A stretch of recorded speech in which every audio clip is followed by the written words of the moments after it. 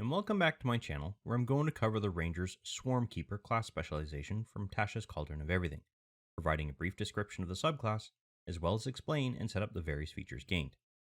A Swarmkeeper is able to take the typical connection a Ranger has with nature and fine-tune it to be able to call forth the spirits that represent nature into something called a swarm.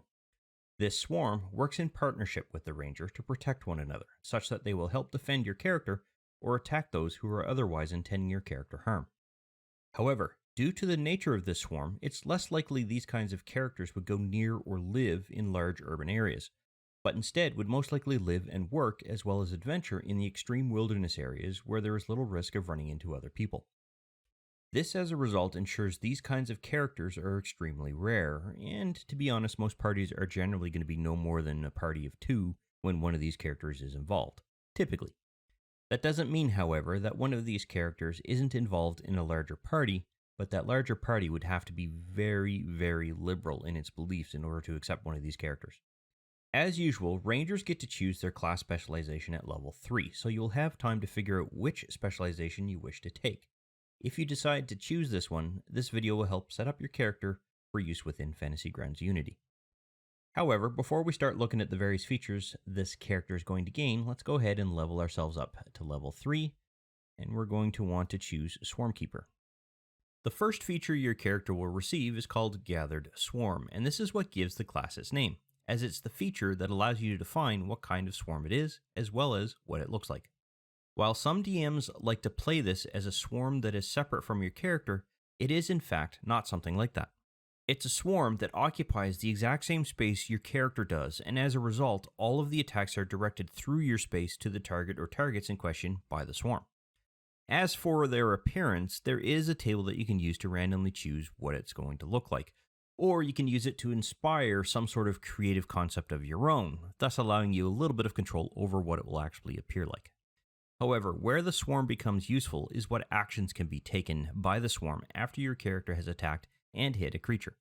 You can choose one of 3 options each time the attack hits a given target, and those options are: the swarm can assist you by simply doing 1d6 points of piercing damage, and apparently the type of damage is not something that can be changed, and I'm not sure if it would even make sense if that would even be possible to do. Next, the swarm can attempt to push the target up to 15 feet away from your character by forcing them to make a strength-based saving throw or be pushed in any direction horizontally from your character's current position, of which you can choose where they go. The third option is, instead of moving a target, the swarm can move your character up to 5 feet in any direction horizontally from their current position. But keep in mind, this will incur an attack of opportunity if your character is moved away from a given creature. The reason for this is because it's the swarm that's moving your character, and it's not an instantaneous thing. They are literally picking your character up and placing them down 5 feet away. So there's time to react. Beyond that, the information sheet gives you some additional ideas as to how you can customize the swarm and how it's affected by the type of magic that your character casts. So I highly recommend looking that over and coming up with a few ideas. So there are 2 things we'll want to ensure are set up within this feature once we drag it into our Actions tab, specifically the 1d6 piercing damage as well as the saving throw. So I'm going to drag this into place, and then I'm going to create a new group called Swarmkeeper. Okay, so we already have the 1d6 piercing damage there. Excellent, we don't need to worry about that. This looks a little low, and I'm pretty certain that spellcasting is Wisdom for Ranger. Yes, Wisdom. So, what we want to do is ensure that the group is actually set up to use Wisdom here.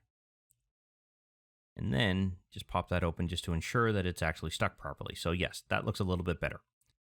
So how is this going to work when inside of a combat tracker scenario here? Well, first things first, I want to make sure that everyone can see the target I want to use here. So I'm going to have this Ranger target this vampire. I'm then going to make my attack. In this case, it's a hit. That means that when I apply damage, I can actually go ahead and also roll this damage here. So I'm going to quickly do this for damage, and then I'm going to quickly do this. And that's if I had chosen to do the 1d6 points of damage. If, however, because I've hit, I decided to try to push the actual vampire further away from my character, I could have forced the saving throw roll. And in this case, it would have succeeded, so the vampire wouldn't have moved. But if it had failed, still a success. If it had failed, it would have been pushed 15 feet away from your character horizontally in any direction that you want it to go. It could theoretically be argued that that would also incur an attack of opportunity, just like the swarm moving your own character would move it. Having the swarm move a vampire throughout the map would also potentially allow an attack of opportunity to happen as well. So that would be a discussion point for the DM. I myself would allow it. Other DMs might not. Another feature your character gains at level 3 is called Swarmkeeper Magic, and it addresses the needs for the ranger's additional list of spells that they can learn through their class specialization. They also do not count against the known spells that your character can learn throughout other means. So these spells are acquired by your character as they pass through the ranger levels listed within the information sheet here. That means that you're guaranteed these spells. Initially, your character is going to gain access to the Fairy Fire spell as well as the Mage Hand cantrip while at level 3. But new spells will also become available at levels 5, 9, 13, and 17, such that your character will automatically learn them through the magic passed through your character by the swarm, specifically the nature spirits. I do recommend, however, that these spells are kept in their own spell group. This way they can remain separate from your known list of spells. That way you don't accidentally transition one of these spells out, because these ones are permanent. You don't have to worry about changing them out at a later point in time if you decide to do so. So what do I mean by that? Well, the first thing I'm going to do is I'm going to drag Fairy Fire into place here. I'm then going to move Fairy Fire, where is it? There it is, into its own Swarmkeeper group. Specifically, Swarmkeeper Magic. I'm also going to convert this to a spell group by making sure that there is a book symbol here. And the reason why I'm doing that is because now it tells me that this is a level 1 spell. Finally, I'm going to go through and prepare this particular spell. Even though you don't have to do that, some spells won't show up when you're in a combat and actions mode here if they're not prepared. So it's always best to make sure that they're actually prepared. The last thing I'm going to do is drag in the cantrip here, and this we don't need to worry about. It will remain separate, but you'll notice that I dragged it into this particular group here. That's because I want it to actually be part of the same group. That way, if I make some adjustments to this particular group, i.e. setting this to Wisdom, it will also benefit from that because the group is linked. Now, before I move on too much further, I know that at level 5, I'm going to be adding in an additional spell from this particular feature. So I'm just going to go ahead and take care of that now. And I'm going to make sure that I drop it over the Swarmkeeper Magic group here. And that way it creates this separate group. I'm also going to ensure that it is prepared and ready to go for the previous reasons. At Ranger level 7, your character gains the Writhing Tide feature that gives your character the means to use their swarm to help them fly and hover. During a round, as a bonus action, you can activate this feature and gain a flying movement speed of 10 feet, which will last for 1 minute or a total of 10 turns. It also allows your character to hover in place in between turns and not have to worry about falling until specifically that last turn, where you really should be ending your turn on the ground, otherwise you could theoretically suffer 1d6 points of fall damage. Your character will also be able to use this feature a number of times equal to their proficiency bonus, before they will need to complete a long rest in order to regain any spent uses. So while we do not need to add this to our Actions tab for the purposes of an effect or tracking an effect, we do need to add it to our Actions tab. I'm going to set this to group here so I can copy that, so that we can actually track the actual number of uses. And in this case, it's your proficiency bonus, which at this level is a +3 bonus. So we're going to want to make sure that we set that to 3 daily uses. How this feature is going to work in a combat situation isn't as clear as one might think.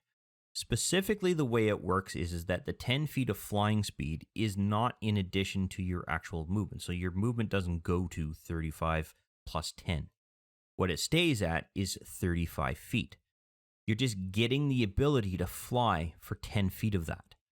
So you will actually have 25 feet of ground movement and then 10 feet of movement in the air. How this would work when your character is actually in the air already is that you have 10 feet of movement. That's it. You don't get your full movement speed when it comes to flying around. And that's mainly because when you think about it, you've got a whole pile of little tiny creatures that are trying to hold your character and move them about. While they can potentially hover fairly easily, it might actually be quite difficult for them to move your character around. Now, a movement feat of 10 feet in the air means that you could theoretically cover 100 feet of movement, which means you could theoretically carry your character up 100 feet vertically. Doesn't necessarily mean you should, but you can. So at Ranger level 9, the next feature we want to update is our Swarmkeeper magic again, and we want to ensure that we drag in gaseous form.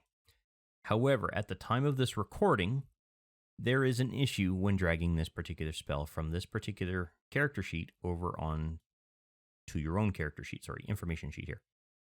And that is this error. It thinks that I don't have the player's handbook loaded.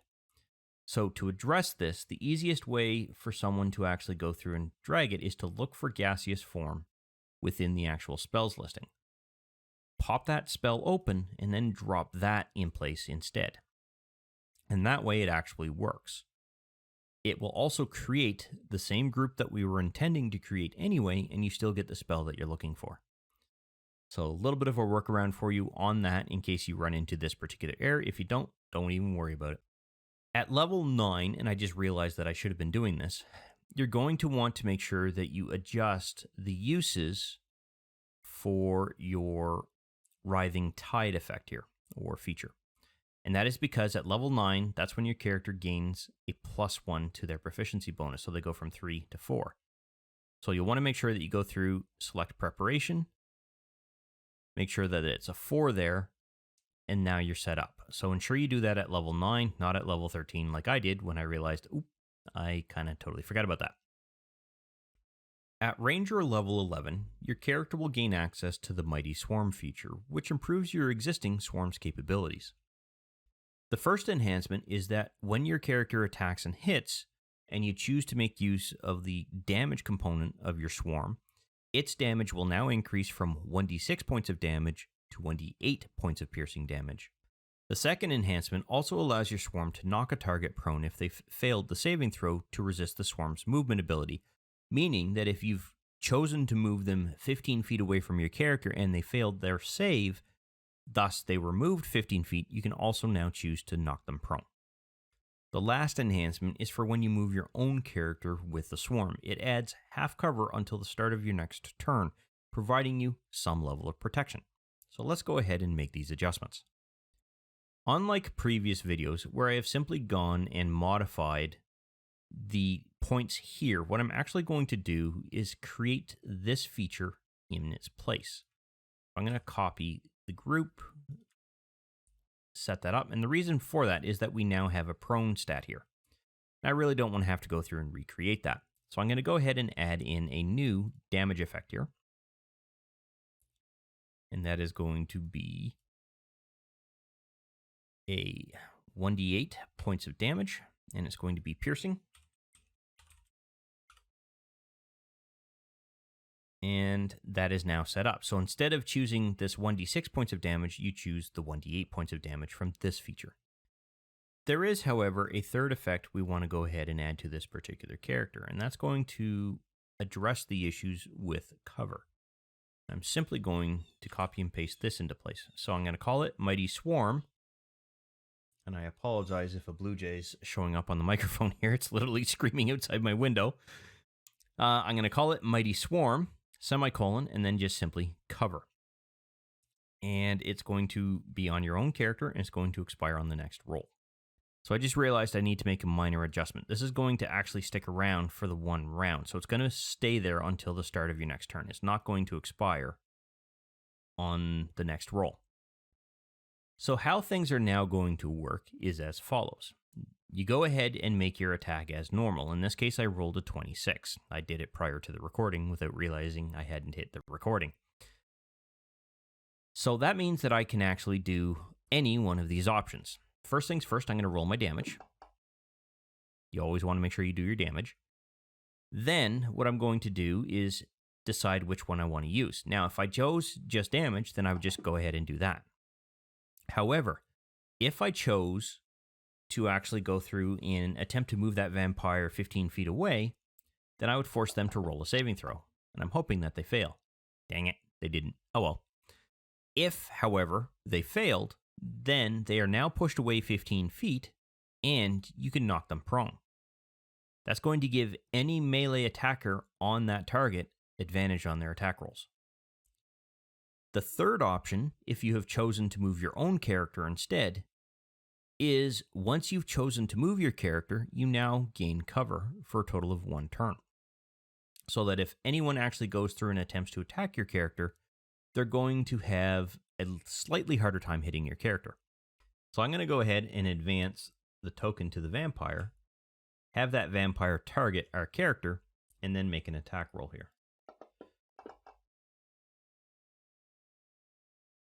Now, it has disadvantage because he's prone. I'm not too worried about that. But what we're looking for here is the defense effects. And that's exactly what we're looking for, because it means that our cover effect here is adding in the +2 to our armor class. That's what we want. So this confirms that this is working the way that we need it to. At level 13, we will acquire our next spell from Swarmkeeper magic. Just going to quickly drag those into place.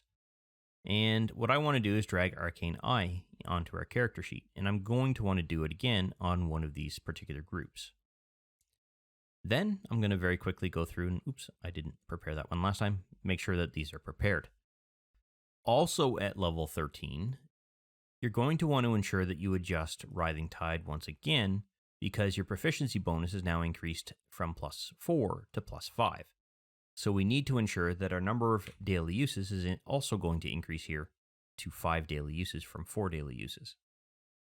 At Ranger level 15, your character will gain the Swarming Dispersal feature, which allows your character to use a reaction to minimize the amount of damage your character can receive from an incoming attack. Because this is a feature, the conditions for you to make use of this as a reaction are already in place, meaning you don't have to prepare it in advance by making the DM aware of this. Instead, at the time you are hit with an attack, you can choose to activate this feature as a reaction, giving yourself resistance to incoming damage and then teleporting your character to another location that your character can see and is within 30 feet of where your character currently started, as well as being currently unoccupied. Unfortunately, you'll only be able to do this a number of times equal to your character's proficiency bonus before they will need to complete a long rest to regain any spent uses. Because this has a damage resistance effect in place, we're going to want to ensure that we add it to our character's actions tab here. I'm going to copy our group, move this down into our group, and then I'm going to go ahead and actually add a new effect. And this effect is going to list the various damage resistances that our character is going to gain. So it's going to be called Swarming Dispersal with a semicolon there. And then your keyword is going to be resist with a colon, and then a comma delimited list of all of the different types of damage that Fantasy Grounds actually has stats for. This will set it up so that it will actually go through and configure resistance on all of those particular things. And because this is a reaction, we're going to want to set this up as an on the next roll expiration, as well as only on your own character. This list of damage that I have here, or damage types I should say, is simply copy and pasted directly off of the Fantasy Grounds wiki page, which is linked in the description below. So you should be able to find that by searching any of these and then just copy and paste that list. Now, before we actually go through and show you what this looks like, we also have to deal with how many times you can use it. And in this particular case, you can use it 5 times daily because it aligns with your proficiency bonus, which is +5 at this level. So we're also want to make sure that when we increase the number of uses for Writhing Tide on our final proficiency gaining, we do that here as well. So how is this actually going to work? Well, let me clear this out of the way.